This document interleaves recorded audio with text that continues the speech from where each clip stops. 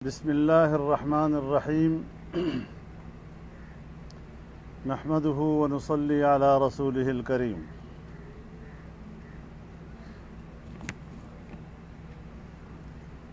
متحدہ مجلس عمل اللہ کے فضل و کرم اور اس کی تائید کے ساتھ مکمل طور پر متحد ہے۔ تمام امور اتفاق رائے سے طے ہو رہے ہیں اور ہو چکے ہیں، اور یہ جو مختلف طریقوں سے MMA کے درمیان اختلاف کی افواہیں پھیلائی جا رہی ہیں،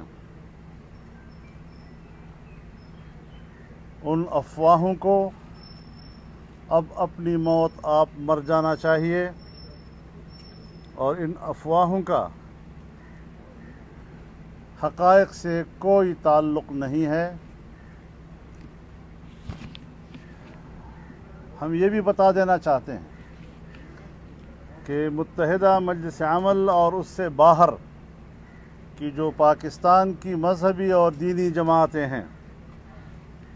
مجموعی طور پر پاکستان کے عوام نے مذہبی جماعتوں کو 50 لاکھ سے زیادہ کا ووٹ دیا ہے، اور اس سے ثابت ہوتا ہے کہ دینی قوتیں پاکستان کے عوام میں کتنی مقبولیت اور کتنی گہری جڑیں رکھتی ہیں۔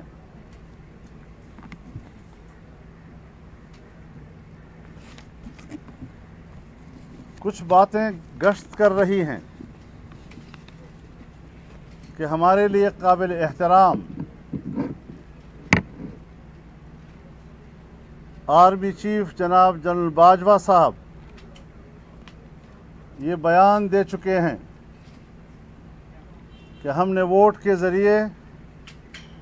دشمن کو شکست دی ہے۔ وہ کس کو دشمن سمجھتے ہیں، اور ووٹ کے ذریعے ان کی نظر میں کون دشمن ہے اس کا جس کو شکست ہوئی ہے، وہ واضح کریں اس بات کو، کیونکہ دوسری طرف امریکہ نے جو بیان جاری کیا ہے کہ پاکستان میں اچھا ہوا کہ مذہبی انتہا پسندوں کو شکست ہوئی۔ دشمن کو شکست یہ تو مبہم ہو سکتا ہے، لیکن انتہا پسندوں کو شکست امریکہ کی زبان میں پاکستان کی مذہبی جماعتیں ہیں۔ اس اعتبار سے ہماری فوج کی قیادت بلکہ اس کے سپہ سالار اپنے بیان کے بارے میں وضاحت کریں،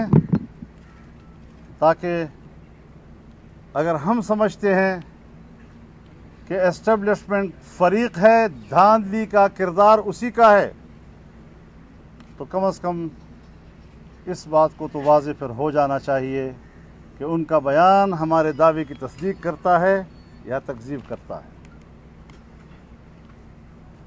الیکشن کمیشن بار بار اس بات پر اصرار کر رہا ہے کہ الیکشن شفاف ہوئے ہیں۔ ہم ایک بار نہیں بار بار اس کے دعوے کو مسترد کرتے ہیں۔ تمام سیاسی جماعتیں متفقہ اس کے رائے کو مسترد کرتی ہیں، اور بار بار شفاف کرنے کی عادت نہ کرے ہو۔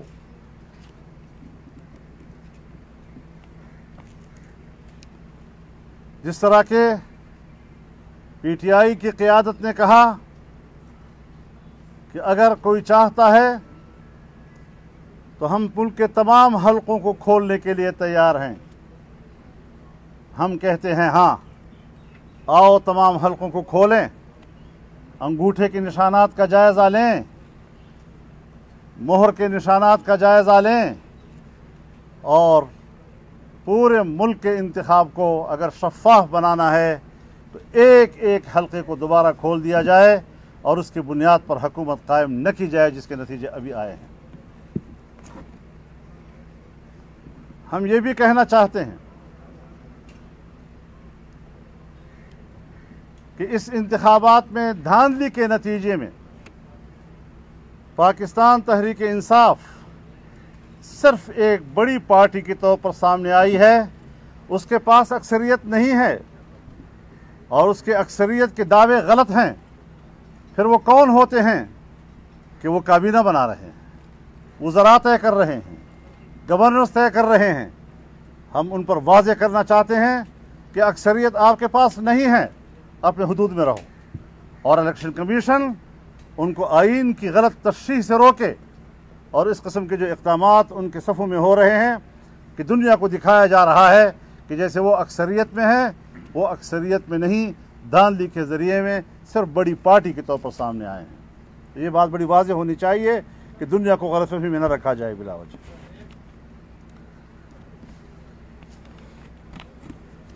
اسٹیبلشمنٹ کی کھلی مداخلت، اسے اعتراف کر لینا چاہیے، اور کھلی مداخلت کے نتیجے میں عوام اور ریاستی اداروں میں فاصلے پیدا کر دیے گئے ہیں۔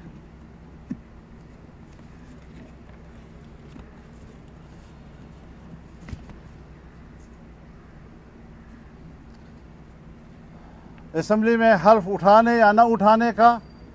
کے بارے میں جماعت اسلامی جو ایم ایم اے کا حصہ ہے، ان کی تجویز آج مجلس عمل کے اجلاس میں آئی، اور سب نے اس پر اتفاق کیا کہ اس تجویز کو آل پارٹیز کانفرنس میں لے جائیں گے، اور تمام سیاسی جماعتوں کا ایک مشترکہ موقف لینے کی کوشش کی جائے گی، اور تمام کے اتفاق رائے سے اس پر ایک موقف طے ہونا چاہیے۔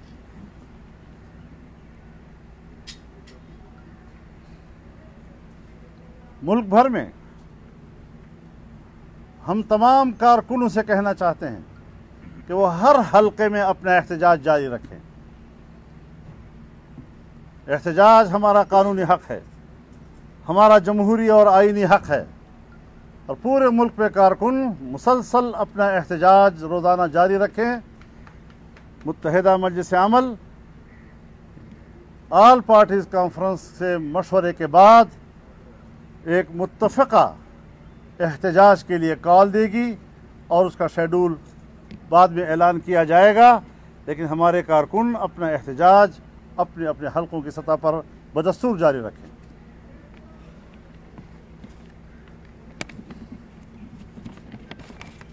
بہت شکریہ آپ حضرات۔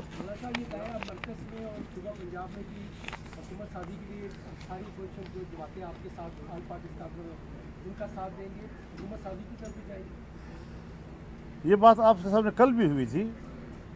کہ جب اکثریت ان کے پاس نہیں ہے تو پھر جو لوگ محنت کر کے دھاندلیوں سے نکل کر آ گئے ہیں ایوانوں میں، تو ان کو حق پہنچتا ہے کہ حکومت وہ بنائیں، اور اس وقت بری طریقے سے P T I horse trading کر رہی ہے، تاریخ کی بدترین ہارس ٹریڈنگ ہے، ممبران کے پیچھے جا رہی ہے۔ جو کل تک ہارس ٹریڈنگ کو گالیاں دیتے رہے، آج اپنی گالیاں خود چاٹ رہے ہیں۔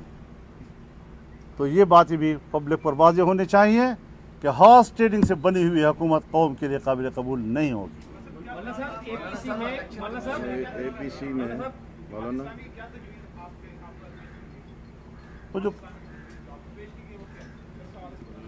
یہ جب اجلاس میں بات ہوگی تو اس وقت جتنی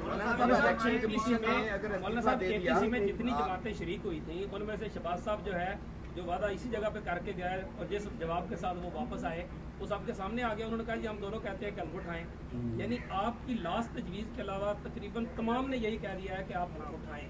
ابھی آپ کس جگہ پہ کھڑے ہیں؟ آپ نہ اٹھانے پہ کھڑے ہیں، اٹھانے پہ کھڑے ہیں، یا اے پی سی میں؟ اس کے لیے صرف اتنا کہنا کافی نہیں ہے کہ ہم حلف اٹھائیں، اس کے لیے پھر ایک سٹانس لینا چاہیے ہمیں، جس کی باتیں مختلف ادوار میں پیپلز پارٹی کے ساتھ اے پی سی کے دوران باتیں ہو چکی ہیں کہ پھر اس کی شکل کیا ہونی چاہیے۔ صرف یہ کہنا کہ حلف اٹھائیں یہ کافی نہیں ہے، حلف اٹھائیں گے تو کیوں اٹھائیں گے، اس کے لیے وہ میکینزم جو ہے وہ سامنے آ جانا چاہیے۔ مولانا صاحب یہ بتا دیں کہ 2013 میں لگے تھے تو اس کے نتیجے میں ہمیں ایک دھرنا کا سامنے کا اس بات کرنے کا چیزیں سامنے آئی اور وہ 2 مہینے کا دھرنا تھا۔ تو میرا آپ سے سوال یہ ہے کہ اس دھرنے میں تو ہم نے دیکھا وہ جس طرح موسیقی وہ سارا ہوتا، تو کیا آپ کے یہاں بھی کوئی تجویز ہے 7 روزہ کی 10 روزہ کی 40 روزہ کی 2 مہینے کی کوئی جائے نماز اور تصویر کے ساتھ آپ آ کے APC میں تو چلیں گے. اچھی تجویز ہے آپ کی ویسے. بہت شکریہ جی. مولانا صاحب ایک سوال ہے، الیکشن کمیشن اپوزیشن جماعتوں کے مطالبہ کے مطابق استعفیٰ دے دیتا ہے، وہ گھر چلا جاتا ہے، تو جو آپ کا مطالبہ ہے کہ نئے انتخابات کروائے جائیں، وہ کیسے، اس کا میکنزم کیا ہوگا؟